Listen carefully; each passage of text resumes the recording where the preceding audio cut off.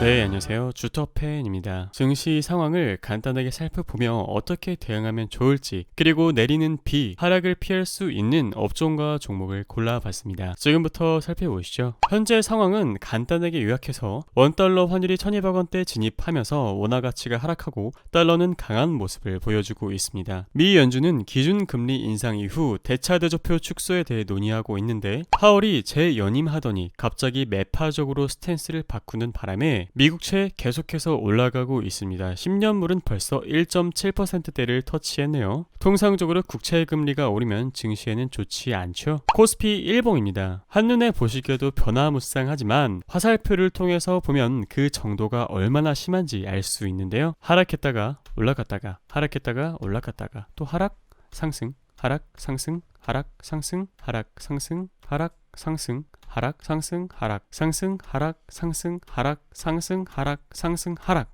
이러한 변동성에서 거래를 하고 계신 겁니다. 이러한 변동성 장에서는 예수금을 충분히 확보해 두시고 천천히 거래하시는 게 좋다라고 판단됩니다. 이 엄청난 변동성, 캔들을 제외하고 화살표로만 보시면 얼마나 심했는지 직접 느껴지시죠? 이렇게 변동성이 심할 때 선택지는 두 가지가 있습니다. 일단 첫 번째로 단기 매매를 통해 수급이 몰리는 종목, 유행을 따라 매매하는 겁니다. 단기 매매를 잘하려면 일단 첫 번째로 눈치가 빨라야겠죠. 시장의 돈이 어디로 쏠리는지 빠르게 파악해야 됩니다. 최근 삼성, 현대, LG 이 전 세계 CES 행사 덕분에 로봇 관련주들이 상당히 수급이 강했었습니다. 그 다음에 지지율이 낮았던 안철수 후보의 지지율이 빠르게 올라오면서 정치 테마주가 강했었고요. 최근에는 또 기술주들이 하락하면서 경기 민감주로 수급이 쏠리고 있죠. 이러한 수급들을 빠르게 파악하실 수 있어야 됩니다. 그리고 민첩하고 기민하게 거래하실 수 있어야 되는데요. 변동성이 심한 시장이므로 시세 확인, 빠른 판단의 매수 매도는 필수입니다. 마지막으로 이성적으로 결정할 수 있어야 되는데요. 그 말은 즉 내가 매매 실수를 해서 물렸을 때가 있는데 빠르게 손절할 수 있어야 하고 수익을 볼 때에는 분할해서 익절하는 그런 이성적인 판단을 하실 수 있어야 됩니다. 두 번째 선택지입니다. 내가 선택한 기업의 내재 가치에 집중하는 건데요. 저는 이 방법을 오히려 더 추천드립니다. 대부분의 분들은 전업 투자자가 아니라 직장을 다니면서 투자를 하시기 때문인데요. 일단 기업의 내재 가치에 집중하는 방법은 세 가지가 있습니다. 일단 산업에 집중을 하는 건데 고부가 가치 산업인지 혹은 반도체, 조선, 철강 같은 사이클 산업인지, 두 번째로 기업의 본질인 실적에 집중을 하는 겁니다. 마지막으로 간단하게 체크리스트 몇 개만 확인하고 이 기업의 내재 가치보다 할인된 가격인지 생각보다 너무 저렴한데? 그렇다면 분할해서 매수를 하는 겁니다. 체크리스트는 간단하게 예시를 들어서 네 가지로 압축할 수 있겠는데요. 개인마다 다를 수는 있겠습니다. 일단 첫 번째로 꾸준하게 실적 그리고 영업이익이 나오는지, 기업의 본질은 실적과 영업이익이죠. 가장 중요하다고 할 수 있겠습니다. 두 번째로 진취적인 사업을 지속하는가, 보여줄 게 많은 회사일수록 좋겠죠. 이 회사가 내년에 뭐 할지, 다음 분기 때는 뭐 할지 기대가 된다는 겁니다. 최근에는 메타버스, 게임 쪽이 특히 그랬었죠. 세 번째는 건전한 재물을 가지고 있는가입니다. 부채 비율은 적절한지, 유동 비율, 지급 건전성은 좋은지 판단해요. 기업의 재무 구조가 우량한지 판단을 해봐야겠죠. 마지막으로 유망 산업에 속해 있는가입니다. 유망 산업에 속해 있어야 수급이 지속될 수 있기 때문이죠. 빅테크 기업들이 최근에 메타버스 산업에 진출하는 이유도 그와 같습니다. 곤란할 때가 있습니다. 어느 때죠? 이미 너무 물려서 확보할 예수금이 없고 힘들 때죠. 빠르게 내리면 반등할 확률이 높거든요. 예수금이 부족하신 분들, 물려 계신 분들은 조금 힘드시겠지만 조금만 더 인내하고 팔아도 하락 후 이렇게 올라오는 반등에 파시는 것을 추천드립니다. 예수금이 없다면 당연히 괴롭고 힘듭니다. 핸드폰을 계속 들여볼 수밖에 없죠. 예수금은 즉 내가 열심히 일해서 번 돈이니까요. 반면에 예수금을 평소에 충분히 확보했다면 이러한 변동성이 주어지더라도 싱겁네 하면서 넘기실 수 있습니다. 오히려 추가 매수의 기회로 볼 수 있겠죠. 각자 처한 상황이 우리들은 다르므로 모든 투자자분들이 평정심을 잘 유지할 수 있는 것은 아닙니다. 그렇지만 급락에 매도하는 실수는 안 하시길 바랍니다. 걱정거리는 언제나 있는 법. 작년 가을 하락장에도 무쇠의 뿔처럼 묵묵히 매수하며 나아갔던 것처럼 기업의 펀더멘털에 집중하고 충분한 예수금을 유지하여 여유를 찾으시길 바랍니다. 비를 피할 수 있는 첫 번째 업종, 바로 조선입니다. 업황을 먼저 살펴볼게요. K조선, 이제는 경쟁자가 없다. 과거 일본, 중국과 경쟁한 조선업. 현재 한국은 고부가 가치 선종 글로벌 수주 점유율이 압도적이고 향후 적용될 친환경 선박 개발에 선제적인 위치를 점하고 있습니다. 21년 기록적인 수주와 신조선가 상승에도 주가 상승은 미미했죠. 이는 수주 호실적이 장기 호황의 시작이 아니라 단기적인 운임 상승으로 인한 짧은 발주 모멘텀에 불과하다는 불안 때문이었습니다. 최근에는 선종별 각기 다른 이유로 견조하게 유지될 신규 발주 수요가 있고 정상화된 신규 수주를 통해 높은 수주 잔고를 유지하며 중장기적 수익성을 확보하게 될 것을 확인하게 될 해라는 증권사 레포트가 있었습니다. 아직 더 좋아질 것들이 남아있다. 일단 LNG 이중연료 추지선 채택이 필요한 선종들과 LNG선의 견조한 신주 발수세가 지속될 전망인데요. 해양 부문 또한 에너지 가격 강세로 원유 설비 및 FLNG 수주 확대될 것이라 예상됩니다. 해양 부분의 수익성 위주 선별적 수주가 예상되며 따라서 기존 해양 부문의 높은 마진이 회복될 것으로 판단되고 중장기적 교체 수요로 인한 발주 또한 긍정적이죠. 배는 오래 사용하면 교체를 해야 되니까요. 앞으로 받을 수주는 25년 인도 물량이라는 점을 감안할 때 높은 수주잔고 덕분에 공격적인 영업을 하지 않아도 발주 문의가 이어질 것이라고 예상합니다. 그래서 최선호주는 현대미포조선인데요. 업황 개선은 모든 조선사가 수혜를 공유하고 있지만 현대미포조선의 경우 짧은 리드 타임을 통한 실적 개선세가 올해 차별화될 것이라고 판단됩니다. 이 리드 타임은 발주 그리고 인도까지 걸리는 시간이죠. 리드 타임이 짧다는 것은 빨리 만들어서 고객사의 물건을 빨리 납품한다 라는 겁니다. 대형 조선 업체의 경우 실적보다 수주에 영향을 받을 것이라 예상됩니다. 따라서 대형 조선 업체는 23년 하반기 전까지 괄목할 만한 수익성 개선은 일어나지 않을 것이라고 판단이 되고 상대적으로 저평가되어 있는 삼성중공업, 대우조선해양의 경우 리스크 해소가 핵심 요소가 될 것이라고 보여지네요. 아까 한국이 친환경 선박 쪽에서 상당히 앞서고 있다라고 이야기 드렸는데 어디까지 가능할까요? 자, 먼저 친환경 연료 전환 솔루션은 여러 가지가 있습니다. 가스, 암모니아, 메탄올, 수소 등이 있는데 현재 가장 광범위하게 적용되는 방법은 가스입니다. 2030년까지 2008년 대비 40% 이상의 탄소를 감축시켜야 하는 목표를 달성하기 충분할 뿐만 아니라 이미 기존의 대형선에 수차례 적용돼 검증된 LNG 추진선은 현재 총 톤수 기준으로 글로벌 수주 잔고의 30%를 차지하고 있다고 합니다. 30%면 상당히 높은 수치죠. 글로벌 수주 잔고 내 LNG 추진선 비중을 보시면 2011년도부터 반등하기 시작해서 2021년 작년까지 급격하게 올라가고 있는 모습을 확인할 수 있었습니다. LNG 추진선 수주 잔고 내 조선사별 점유율을 봤을 때 한국조선해양이 가장 많고 그 다음으로는 대우조선해양, 삼성중공업, 다음으로는 기타 조선사들이 차지하고 있었습니다. 다음 키워드, 머스크가 선택한 차세대 연료, 메탄올. 일단 머스크는 우리가 아는 일론 머스크가 아니고 세계 최대 해운회사인 덴마크의 머스크입니다.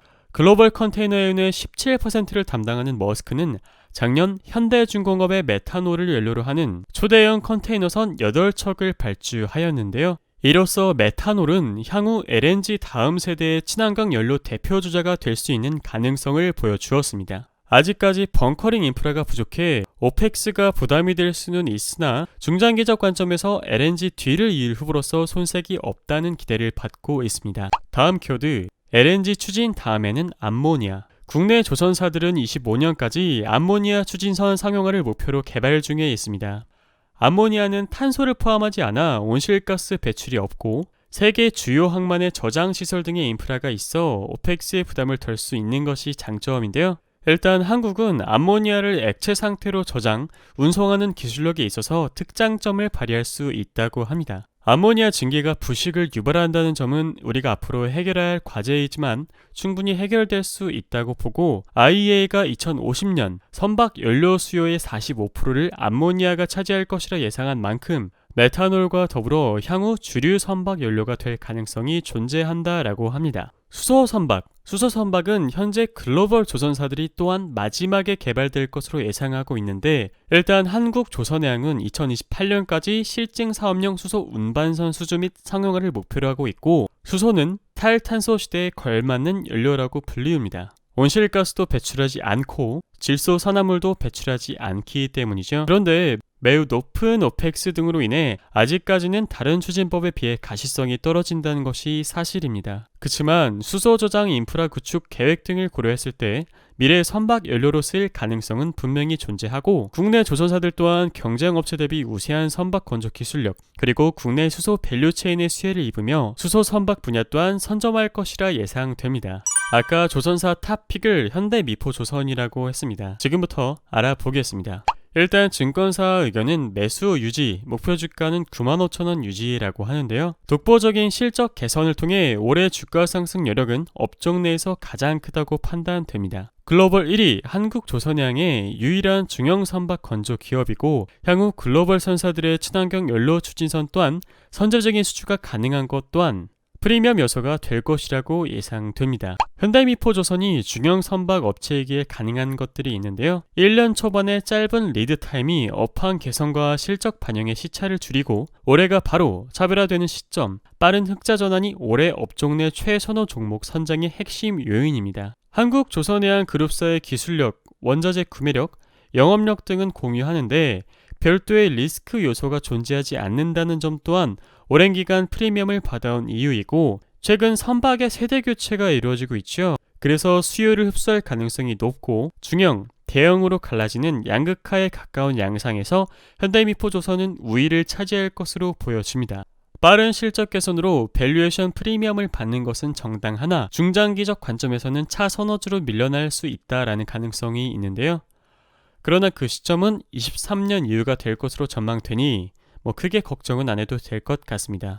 현재의 수익성, 해양부문 수주 잔고를 감안했을 때 대형 조선사 대비 밸류에이션 프리미엄은 지속될 것이라 판단됩니다. 아까 짧은 리드타임, 이 빠른 도크 회전율 덕분에 대형 조선업체들이 BEP 수준의 수주 물량을 건조할 때 현대미포조선은 고가 수주 물량을 빠르게 쳐냄으로써 차별점을 두며 호황기 초반에 대형 조선업체의 PBR 멀티플을 가볍게 제치며 주가가 상승하였습니다. 올해 대형 조선사들의 영업적자 혹은 미미한 수준의 흑자가 예상된다는 점을 감안했을 때 현재 주가를 기준으로 동사의 투자 매력도가 부각될 시기라고 판단됩니다. 경영실적 전망을 보시면 20년에서 21년 넘어갈 때 적자는 지속됐으나 22년에서 흑자 전환 예상이 있죠. 보통 기업이 적자를 기록하다가 흑자로 전환되는 그 시점, 바로 턴어라운드 하는 시점에 주가의 변동성이 크게 일어나기 때문에 더욱더 눈여겨서 봐야 되고, 그럼에 따라 많은 장점이 있다고 판단됩니다. 게다가 23년까지 영업이익, 영업이익률, 순이익이 크게 증가할 것으로 예상되기 때문에 현대미포조선 실적 전망을 봤을 때 점수를 많이 줄 수 있겠습니다. 따라서 투자 의견은 매수 유지, 목표 주가는 95,000원이라고 합니다. 그럼 다른 조선사는, 그리고 결론을 이야기 드려보겠습니다. 일단 한국조선해양. 현재 한국조선해양은 중간 지주회사 형태로 별도의 매출이 발생하고 있지 않습니다. 올해 마지막 남은 비상장 조선사인 삼호중공업 또한 IPO를 진행할 예정인데, 이렇게 될 경우 상대적인 투자 매력도가 더욱 하락하여 이전보다 더 높은 할인율을 적용하게 될 수도 있습니다. 그렇다면 한국조선해양의 매력도가 떨어지는 거죠. 다음은 삼성중공업, 대우조선해양인데, 일단 두 회사는 모두 이전과는 다른 리스크를 떠안고 있습니다. 급격히 훼손된 자본으로 인해 PBR 멀티플이 실제 주가 대비 너무나도 높아진 모습을 보이고 있습니다. 이를 해결하기 위해 가장 유사한 이동을 보인 시가총액, 수주잔고 비율을 적용해도 유상증자 등의 요인으로 PBR 멀티플을 완전히 대체할 수 없다라는 점을 감안할 때 현재의 업황 개선세가 나타나기 이전의 시기와 같은 수준을 보수적으로 적용할 수밖에 없다고 판단됩니다. 마지막으로 현대중공업 그리고 현대미포조선입니다. 현대중공업, 현대미포조선은 경쟁사 대비 우량한 재무구조를 가지고 있죠. 2분기 후판 관련 충당금 적립으로 인해 대규모 적자가 일어났음에도 재무 건전성에 큰 타격은 없었습니다. 21년 3분기 실적에서 조선업체들 중에 유일하게 후판 관련 충당금 환입이 있었다는 것을 미뤄보아 경쟁사 대비 보수적인 충당금을 적립하였다는 점 또한 향후 재무적인 리스크 부분을 해소시켜 주었습니다. 현대미포조선의 11월 1일 그리고 1월 6일 투자자별 매매 동향 데이터입니다. 한눈에 보시기에도 기간, 연기금이 많은 물량을 매수해왔죠. 특히 최근 상승은 기간이 주도한 상승이라고 보시면 되겠습니다. 외인도 같이 매수하고 있다는 점이 눈에 띄네요. 마지막으로 현대미포 조선의 일봉입니다. 지지밴드는 76,100원에서 78,500원으로 설정해놓고 해당 구간에서 2차 매수를 받아볼 수 있겠고요. 개인적으로는 오늘날의 자리부터도 충분히 가능하다라고 판단됩니다. 신뢰할 수 있을 만한 거래량이 발생했고 그렇게 과매도 구간이 아니라고 판단되기 때문이죠. 오히려 하락장에 강한 힘을 보여주는 업종은 또 계속해서 갈 확률도 있기 때문이죠. 올라간다라고 하더라도 저항 밴드는 88,600원에서 93,100원으로 설정해 볼 수 있겠고 증권사 목표가는 95,000원이니까 저항 밴드 살짝 위로 설정하고 대응하시면 되겠습니다. 강한 모멘텀이 이어진다면 10만원까지도 충분히 터치하겠지만 심리적인 저항 가격이기 때문에 9만원대에 진입하면 주가를 잘 관찰하셔야겠죠. 오늘의 간단한 결론입니다. 급락 기업의 펀더멘털에 집중하자. 예수금 확보를 하지 못했다면 최소한 반등에 매도하여 여유 자금을 확보하자. 조선업 최선호주 현대미포조선이고 그러나 리스크를 최소화하여 늘 안전하게 분할해서 접근하시길 바랍니다. 영상을 제작하는 목적은 다음과 같습니다. 건전한 회사를 찾아내고 공부하는 게 어려운 분들을 위해, 열심히 일하시느라 바쁘신 분들을 위해, 가정을 돌보시느라 시간이 부족하신 분들을 위해 제작하고 있습니다. 오늘 여러분들과 함께한 공부 도움이 되셨다면 구독, 좋아요, 알람 설정 부탁드릴게요. 감사합니다.